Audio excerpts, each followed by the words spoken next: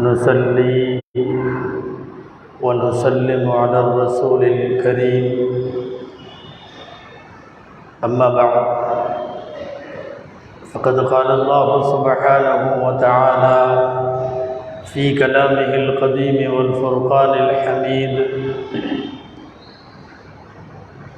أعوذ بالله من الشيطان الرجيم. بسم الله الرحمن الرحيم. شهر رمضان الذي أنزل فيه القرآن هدى للناس وبينات من الهدى والفرقان، فمن شهد منكم الشهر فليصم، ومن كان مريضا أو على سفر فعدة من أيام أخر، يريد الله بكم اليسر ولا يريد بكم العسر، ولتكملوا العدة ولتكبروا الله على ما هداكم ولعلكم تشكرون. صدق الله العظيم. وقال رسول الله صلى الله عليه وسلم: الصوم لي وأنا أجزي به. صدق رسول الله صلى الله عليه وسلم. எல்லா புகழும் அல்லாஹு ஜல்ல ஷானுஹு தஆலா ஒருவனுக்கே உரித்தாகுக. அருமைநாயகம் முஹம்மது ரசூலுல்லாஹ் ஸல்லல்லாஹு அலைஹி வஸல்லம் அவர்களின் மீதும் நற்பாக்கியங்கள் நிறைந்த அவர்களுடைய உம்மத்தின் மீதும், குறிப்பாக பாக்கியம் பெற்ற இந்த ஜும்மா நாளில் நம் அனைவர் மீதும் எல்லாம் வல்ல அல்லாஹுவின் நல்லருள் என்றென்றும் நிறைவாக உண்டாவதாக. ஆமீன். அல்லாஹுவின் பேரருளால் அநேகமாய் சங்கைக்குரிய ஷஅபான் மாதத்தினுடைய கடைசி ஜும்மா இது. அடுத்த ஜும்மா வாழ்வின் பெரும்பாக்கியமான புனித ரமலானிலே நாம் நுழைந்திருப்போம்.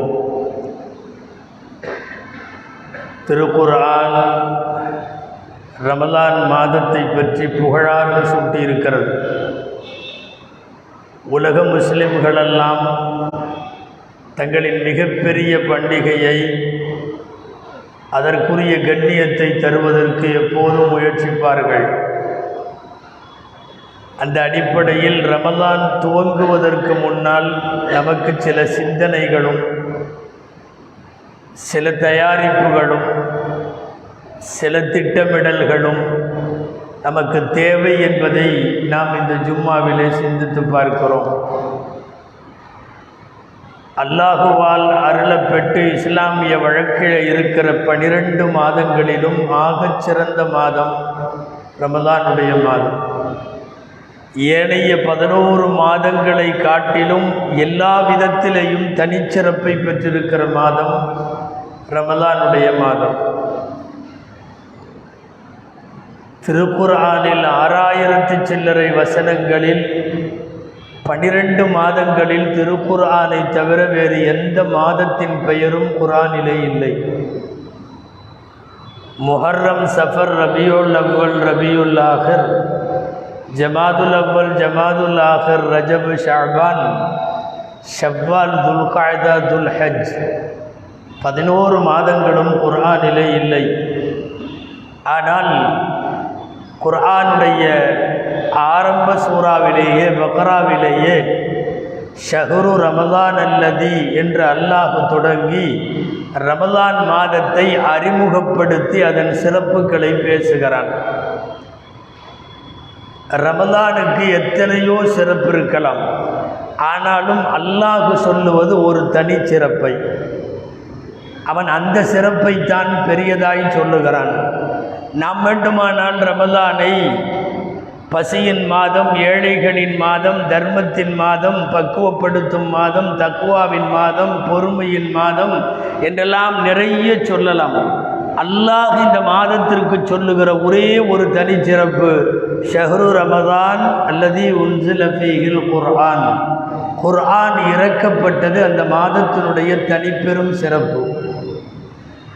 ஒரு 14 நூற்றாண்டுகளை தாண்டியும் உலகத்தில் தனிப்பெரும் சவாலாக அமைந்திருக்கக்கூடிய திருக்குர்ஆனை அல்லாஹ் அவன் இறக்கி வைப்பதற்கு இந்த மாதத்தை தான் தேர்ந்தெடுத்தான் என்பது இந்த மாதத்தின் பெருந்தனி சிறப்பு.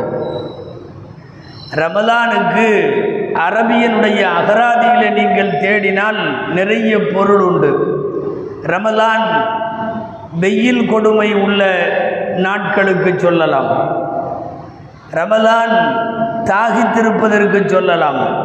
அரபியனுடைய டிக்ஷனரியிலேயே ரமலானுக்கு இருக்கிற பொருள் எல்லாம் சிறந்த பொருளாக மார்க்க அறிஞர்கள் கருதுவது ரமலானுக்கு கரிக்குதல் என்று அர்த்தம்.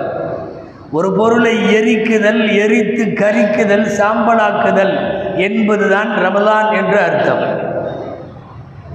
எனவே ரமலான் மாதம் வருகிறது என்றால் எரித்து கரிக்கிற மாதம் வருகிறது என்று பொருள்.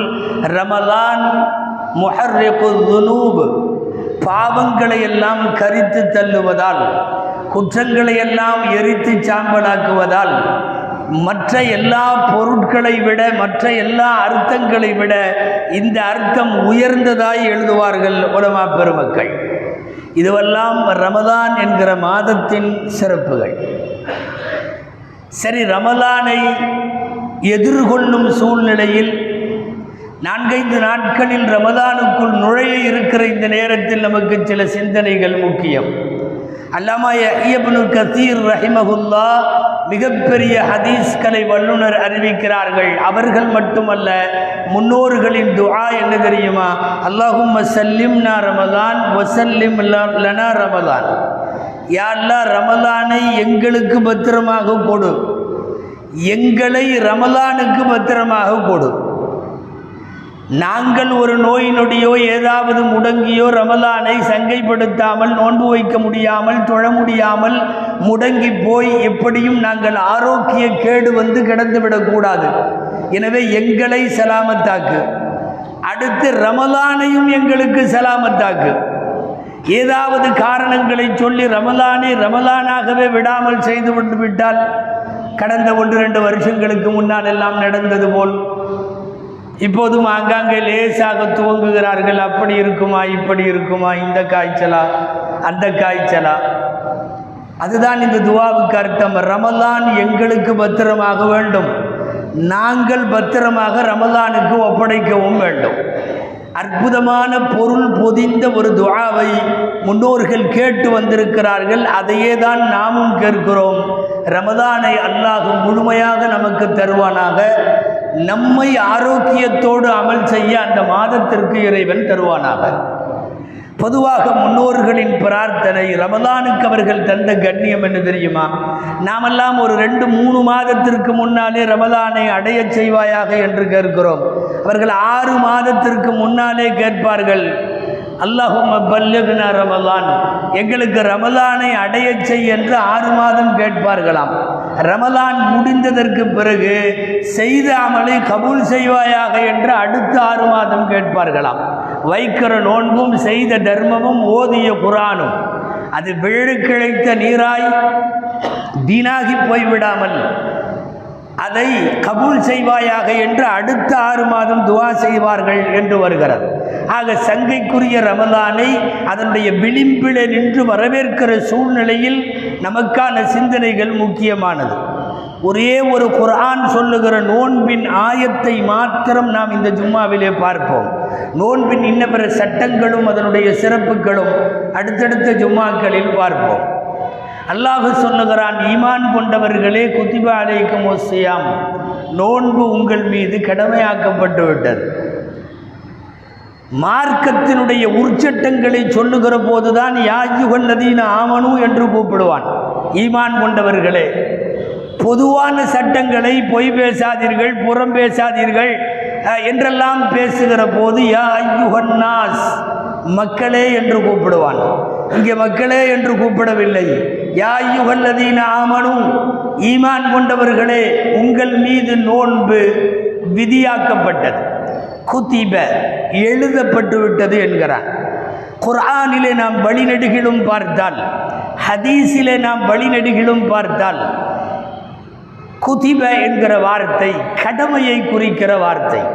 ஃபர்லான தொழுகையை குறித்து குர்ஆனிலே வருகிறது, அஸ்ஸலாத்துல் மக்தூபா, விதியாக எழுதப்பட்ட தொழுகை. ஹஜ்ஜின் விஷயத்தில் பெருமானார் ஸல்லல்லாஹு அலைஹி வஸல்லம் பேசுகிறார்கள், இன்னல்லாஹ கத் கதப அலைக்குமுல் ஹஜ்ஜ, ஹஜ்ஜை விதியாய் அல்லாஹ் எழுதிவிட்டான். அந்த கதப குதிபவின் வாக்கியம் வருகிறது, குதிப அலைக்குமுஸ் ஸியாம், விதியாக்கி உங்களுக்கு நோன்பு எழுதப்பட்டு விட்டது என்று சொல்லுகிறார். அப்படியானால் இது ஏதோ நஃபில் அல்ல, முஸ்தஹப் அல்ல, செய்தால் செய்யலாம் செய்யாவிட்டால் பரவாயில்லை என்பது அல்ல. இது மக்ரூஹ் என்கிற சிறு குற்றம் அல்லது பரவாயில்லை என்றெல்லாம் ஒதுக்கியோ தள்ளியோ கொஞ்சம் குறைத்து மதிப்பிட்டோ சொல்லிவிட முடியாது. கடமையாக்கப்பட்டது என்று அல்லாஹ் பேசிவிட்டான். உங்கள் மீது கடமையாக்கப்பட்டது. கூடவே ஒரு வார்த்தை வருகிறது, உங்களுக்கு முன்பிருந்தவர்கள் மீது கடமையாக்கப்பட்டது போல. நாம மட்டும் வைக்கல, நோன்பு முன்னாலே வைத்தார்கள் என்று வருகிறது. குர்ஆனிலே பார்க்கிறோம், ஹதரத் மூசா அலைஹிஸ்ஸலாம் தௌராத்தை வாங்குவதற்கு இறைவனிடம் தவணை வாங்கினார்கள். தூர்மலையின் அடிவாரத்திற்கு ரப்புல் ஆலமீன் வரச் சொன்னான். அங்கே அல்லாஹ் காட்சியும் தந்தான், ஒரு துளி காட்சி தந்தான். முழுமையாய் பார்க்க ஆசைப்பட்ட அவரால் முடியவில்லை. தௌராத்தை வாங்குவதற்கு இறைவன் வைத்த நிபந்தனை என்ன தெரியுமா? நோன்பு வைத்து விட்டு வா என்று சொன்னான். 30 நாட்கள் நோன்பு வைத்து விட்டார்கள். மீண்டும் இறை கட்டளை வருகிறது, நோன்பு 40ஆக வைக்க வேண்டும். 30 நாள் முடிந்ததற்கு பிறகு மேலும் ஒரு 10 நோன்பு வை என்றான். 40 நோன்புகளை முடித்துவிட்டு ஹதரத் மூசா அலைஹிஸ்ஸலாம் ஃபதம்ம மீகாத்து ரப்பிஹி 40 லைலா, ரப்பின் வாக்குறுதிப்படி 40 நோன்புகள் முடிவடைந்ததற்கு பின்னால் பாக்கியம் பெற்ற தூர்மலையின் அடிவாரத்திற்கு வரச் சொல்லி தௌராத் வேதத்தினுடைய பலகைகளை அல்லாஹ் மூசாவிற்கு தந்தான் என்று குர்ஆன் தௌராத் இறங்கிய வரலாற்றை பேசுகிறது. நோன்பிற்கு பிறகுதான் அந்த வேதம் கிடைத்தது. ஒரு ரமலானுடைய நோன்பின் இறுதி பத்திலே தான் நமக்கான இந்த வேதம் திருக்குர்ஆனும் கிடைத்திருக்கிறது. முன்னாலே உள்ளவர்களெல்லாம் நோன்பு வைத்தார்கள் என்கிறான். சூரா மரியம் குர்ஆனிலே மரியம் அம்மா நோன்பு வைத்ததை பேசுகிறது. இன்னி நதர்து லிர்ரஹ்மானி ஸௌமா, நான் ரஹ்மானுக்காக அல்லாஹுவுக்காக நான் நோன்பு வைத்திருக்கிறேன் என்று சொல்லுகிறார்கள். மரியம் குர்ஆனிலே இடம்பெற்றிருக்கிறது. சுருங்கக்கூறின் நோன்பு இந்த சமுதாயம் வைக்கவில்லை, முன்பு எல்லாமே வைத்தார்கள். முன் சென்ற சமுதாயங்களும் நோன்பு நோற்றார்கள். நோன்பிற்கென்று ஒரு வரலாறு உண்டு. எப்படி வந்தது? உலகத்திலேயே ஒரே ஒரு நோன்பு தான், ஒரு நாள் தான். 30 இல்லை, 20 இல்லை, 10 இல்லை. ஆஷூரா என்கிற முஹர்ரம் 10வது நாள் நோன்பு மட்டும்தான் உலகத்தில் இருக்கிற எல்லா சமுதாயங்களுக்கும் விதியாக்கப்பட்டது. கொஞ்ச நாட்கள் கழித்து அந்த நோன்பிலே ஒரு சின்ன மாற்றம். பிறை 13, 14, 15 ஐயாமுது பீல் என்று சொல்லுகிற மாதத்தினுடைய 3 நாள் நோன்பு அமலுக்கு வருகிறது. பல்வேறு சமுதாயங்கள் அந்த மாதத்திற்கு 3 மட்டும் வைத்திருக்கிறார்கள். கூட்டி கழித்தால் வருஷத்தில் 36 ஆகிவிடும். மாதத்தில் 3 நாள். காலங்கள் உருண்டோடியதற்கு பிறகு எம்பெருமானார் ஸல்லல்லாஹு அலைஹி வஸல்லமினுடைய இந்த உம்மத்தில் தான் இந்த ரமலானுடைய ஒரு மாதம் முழுமையாய் நோன்பு வருகிறது. ஆனால் வருகிற போது கொஞ்சம் அதிரடியாய் இரவும் பகலும் சேர்ந்து நோன்பு என்று வந்தது. அதாவது மக்ரிபிலிருந்து இஷா வரை உண்ணலாம், குடிக்கலாம், உறவாடலாம். இஷா முடிந்துவிட்டால் அடுத்த நாள் மக்ரிபு வரை நோன்பு. இரவும் பகலும் சேர்ந்து நோன்பானது. கட்டுப்பாட்டுக்குள் மக்களால் இருக்க முடியவில்லை, அல்லது 1-2 பேர் நோன்பை முறிக்கும் காரியங்களை தங்கள் வீடுகளில் இரவில் செய்து விட்டார்கள் என்றெல்லாம் ஒரு சூழ்நிலை வந்ததற்கு பிறகு ரப்புல் ஆலமீன் பகல் மாத்திரம் நோன்பு என்று சொன்னான். பகல் மாத்திரம் குலு வஷ்ரபு ஹத்தா யதபய்யன லக்குமுல் கைத்துல் அப்யது மினல் கைத்தில் அஸ்வதி மினல் ஃபஜ்ர். அதிகாலை இருண்ட இரவிலே இருந்து வெளிச்சம் வர தொடங்கியதிலே இருந்து உங்கள் நோன்பு ஆரம்பிக்கட்டும், சூரியன் மறைகிற போது உங்கள் நோன்பு முடியட்டும் என்று அல் குர்ஆன் 4வது கட்டமாக இப்போது நாம் வைத்து கொண்டிருக்கிற நோன்பை அல்லாஹ் சொல்லுகிறான். இது அற்புதமான ஒரு சொல்லாடல் குர்ஆனிலே. உங்கள் மீது நோன்பு கடமையாக்கப்பட்டது, உங்களுக்கு முன்பிருந்தோர் மீது கடமையாக்கப்பட்டது போல. ஒரு வகையில் யோசித்தால் இது ஒரு சைக்காலஜி தியரி, இது ஒரு உளவியல் தத்துவம். என்னன்னா, எந்த ஒரு கஷ்டமுமே உனக்கு மட்டும்னு சொன்னால் ரொம்ப கஷ்டமாக இருக்கும். இல்லை ஊரில் உள்ளவங்களுக்கெல்லாம் இந்த கஷ்டம்தான்னா கொஞ்சம் மனசு சாந்தமாகிவிடும். அந்த மாதிரி தான் திடீர்னு உண்ணாதே குடிக்காதே மனைவியோடு சேராதே 1 மாதம் இப்படின்னெல்லாம் பிரம்மாண்டமாக எங்கே நாம் நினைத்து விடுமோன்ட்டு அட்டாச்சாக ஒரு வார்த்தையை எல்லாம் சேர்த்து சொல்லுகிறான். முன்பிருந்தவர்களும் வைத்தார்கள், நீங்களும் வைக்கிறீர்கள். அரபியில் அழகான ஒரு பழமொழி உண்டு, அல் முசீபத்து இதா அம்மத் ஹஃபத். ஒரு முசீபத்து பரவலாகிவிட்டால் லேசாகிவிடும். ஒரு முசீபத்து உங்களுக்கு சுகர் வந்துருச்சுன்னு டாக்டர் சொன்ன உடனே அப்படியான்னு பதறி பயங்கரமாக சத்தம் போட்டு என்னென்னமோ மனசில் நினைக்கிற போதே டாக்டரை அடுத்து சொல்லுவார், இப்போல்லாம் ஊரில் எல்லாத்துக்கும் வருதும் பாரு, சமாதானமாக்கி விடுவோம். ஏனென்றால் ஒரு முசீபத்து தனியாக வந்தால் அது ஆபத்தாய் தெரியும், அத்தனை பேருக்கும் என்றால் ஓகே பரவாயில்ல என்கிற மனோநிலைக்கு வந்து விடுவோம். இதை விட ரொம்ப ப்ராக்டிக்கலாக உதாரணம் சொல்கிறதுனா, நம்ம வீட்டுக்கு மட்டும் கரண்ட்டு போகிற போது நமக்கு ஏற்படுகிற முசீபத் ஊருக்கே போயிருச்சுன்னு ஒன்று அது பெருசாக தெரிவதில்லை அல்லவா? இந்த சைக்காலஜி தியரி தான் அல்லாஹ் இங்கே கையாளுகிறான். என்ன சொல்லுகிறான்? உங்கள் மீது நோன்பு கடமை என்று நிறுத்தவில்லை, முன்னாலே உள்ளவர்கள் எல்லாம் வைத்தார்கள், அதை போல நீயும் நோன்பு வை என்று சொன்னவுடன் சரி இது நாம மட்டும் இல்லை எல்லாரும் தான் வைத்திருக்கிறார்கள் என்று ஒரு இளகிய நிலைக்கு நாம் வருகிறோம் அல்லவா? இது அல்லாஹ்வினுடைய அற்புதமான சொல்லாடல். அந்த ஆயத்து இப்படி முடிகிறது, ஈமான் கொண்டவர்களே, உங்களுக்கு முன்பிருந்தோர் மீது கடமையாக்கப்பட்டது போல் உங்கள் மீது நோன்பு கடமையாக்கப்பட்டது, லஅல்லக்கும் தத்தகூன், நீங்கள் தக்வா உடையவர்களாக ஆகுவதற்காக. இந்த வார்த்தை ரொம்ப முக்கியமானது. நோன்பின் ரிசல்ட், நோன்பின் நத்தீஜா, நோன்பினுடைய ஃபைனல் நிலைப்பாடு என்னன்னா, அது தக்வாவை தருவதாக அந்த நோன்பு அமைய வேண்டும் என்று இந்த வாக்கியம் பேசுகிறது. தக்குவா நோன்பு வைத்தால் கிடைக்கும் என்கிறது. உண்மையாகவே கிடைக்கும். எப்போது தெரியுமா? பசியோடு இருக்கிற போது தானாக தக்குவா வரும்.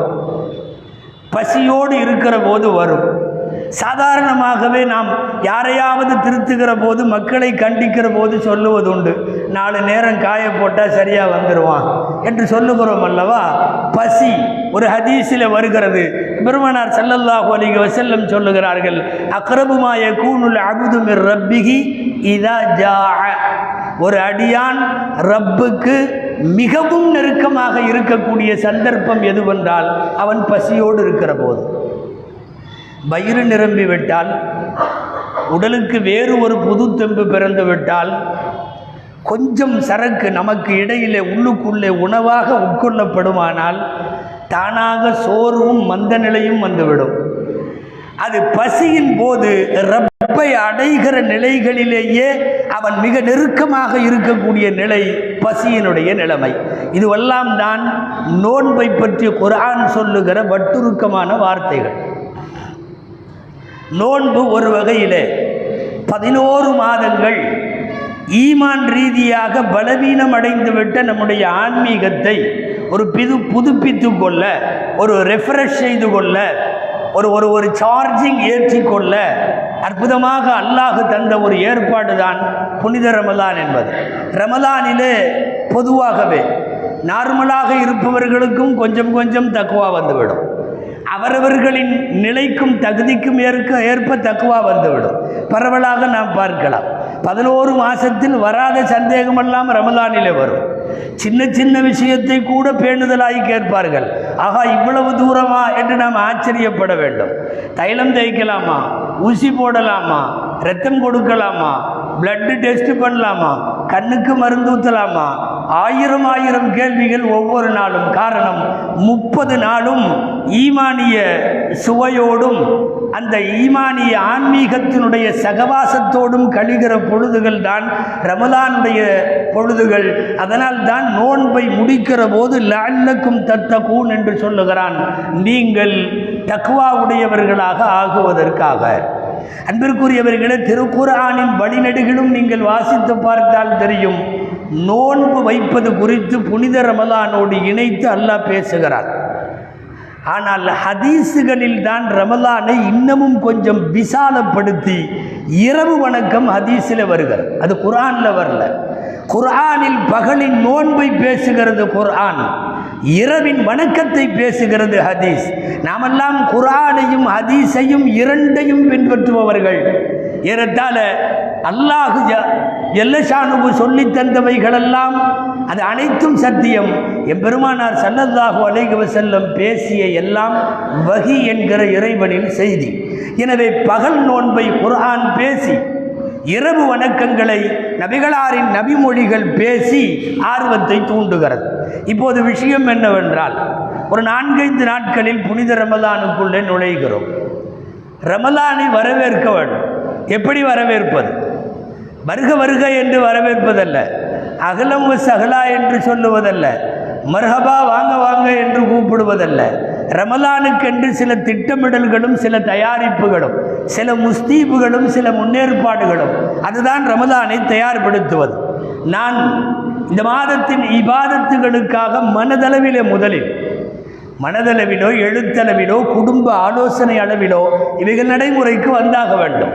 என்னுடைய நோன்பு இப்படி இருக்கும், என்னுடைய இரவு தொழுகைகளுக்கு நான் இவ்வளவு நேரம் ஒதுக்குவேன், நான் என்னுடைய குர்ஆன் திலாவத்தில் இந்த ஆண்டு இந்த ரமலானில் இவ்வளவு குர்ஆனை முடிக்க நான் உத்தேசித்திருக்கிறேன், என்னுடைய பொருளாதாரத்தில் இருந்து இவ்வளவு தொகைகளை நான் இந்த ஆண்டு சதகாவாய் ஜக்காத்தாய் தான தர்மமாய் ஏழை எளியவர்களுக்கு நான் தர இருக்கிறேன், இந்த ஆண்டு ரமலானுடைய பகல் காலங்களில் எந்த பாவமும் செய்யாமல் 30 நாளையும் நான் முடிக்க இருக்கிறேன், என்னால் முடிந்தால் யாருக்காவது சகர் உணவு கொடுத்து நான் செலவு செய்வேன், என்னால் முடிந்தால் யாருக்காவது இஃப்தாருக்கு கொடுத்து நான் அவர்களுக்கு பொருளுதவி செய்து ஏற்பாடு செய்வேன்.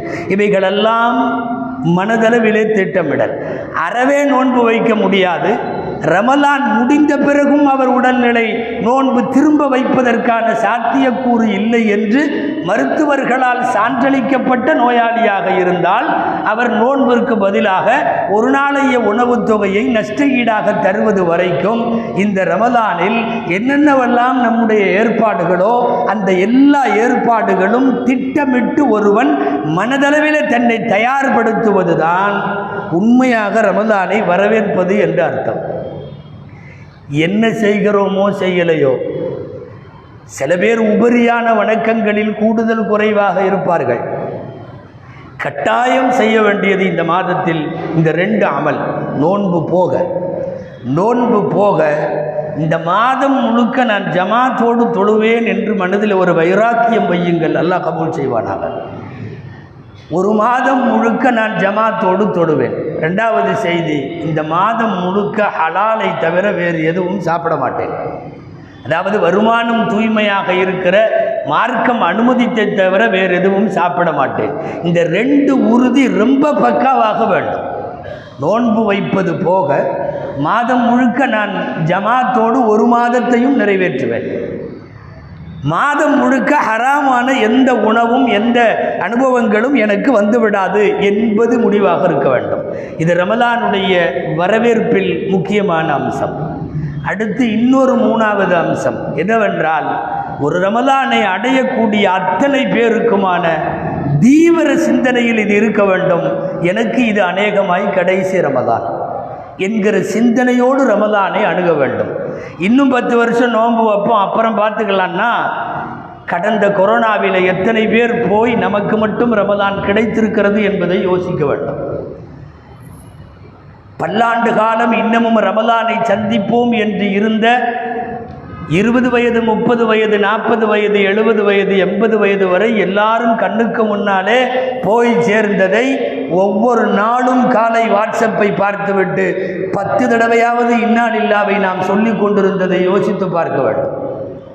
தினந்தோறும் கடந்த 1-2 வருஷத்தில் இன்னாலில்லாவை அவ்வளவு அதிகமாக நம் வாய்கள் நம்முடைய வாழ்க்கையில் முன்னெப்போதும் இல்லாத அளவுக்கு சொன்னதல்லவா? அப்போ ரமலானை தந்திருக்கிறான்.